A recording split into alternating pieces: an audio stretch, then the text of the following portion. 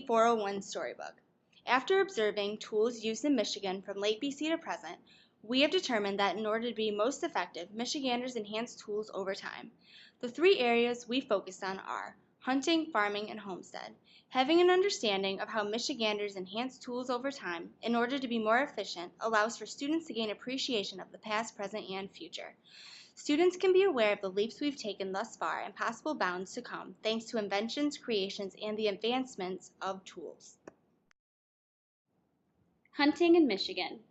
During Middle Archaic times, Michigan's first peoples made arrowheads, chisels, and other tools out of hard stone such as granite and slate to hunt animals in order to survive. Arrowheads were later placed on long sticks and launched through the air. These hunting tools are formally known as the bow and arrow. This allowed hunters to catch and kill game from far away. Guns were later created for a quicker kill. Guns allowed for a more accurate killing, which increased the rate at which game could be collected. Now guns and arrows are used in hunting for sport. Although may still be used for food, with the advancement of ranching, they are not necessities. Fishing tools are similar in how advancements were made.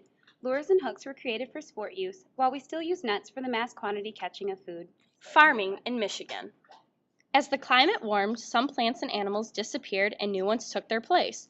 Early archaic peoples learned how to use these new plants for food, which were planted and harvested by hand.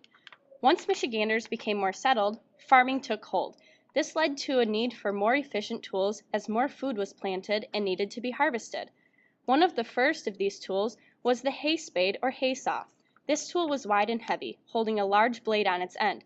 This made slashing and reaping of crops, such as wheat, more efficient.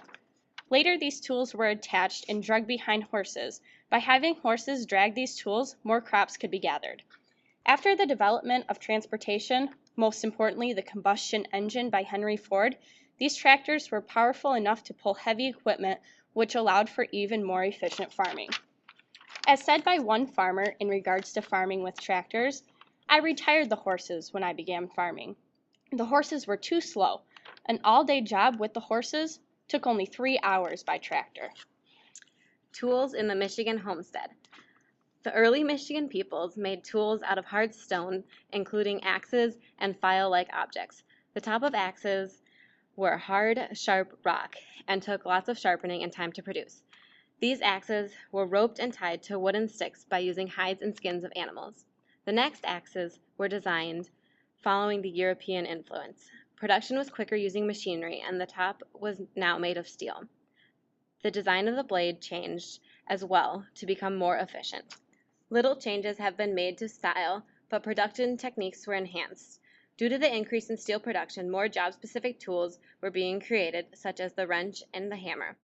This allowed for quicker and safer use of tools. Household goods and home manufacturing and building were then allowed to take place at a more rapid pace. This created more suburbs and neighborhoods with the rise of the baby boom. Tools today are similar in style to those developed in the 40s through 60s and are used commonly today by all household members. To wrap it all up, the tools researched in Michigan throughout time have enhanced the lives of Michiganders. In the future, these tools will continually aid in everyday activities.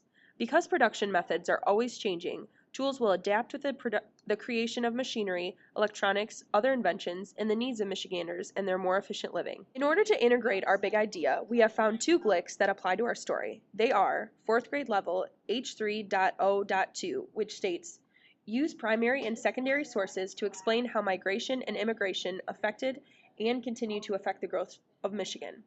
We also use 4th grade level H3.0.4, which states, "Draw upon stories, photos, artifacts, and other primary sources to compare the life of people in towns and cities in Michigan and in the Great Lakes region during a variety of time periods from 1837 to the present." Overall, it can be concluded that while our lives have shaped tool production in the past, in the future, tools will continue to adapt to our ongoing need of efficiency.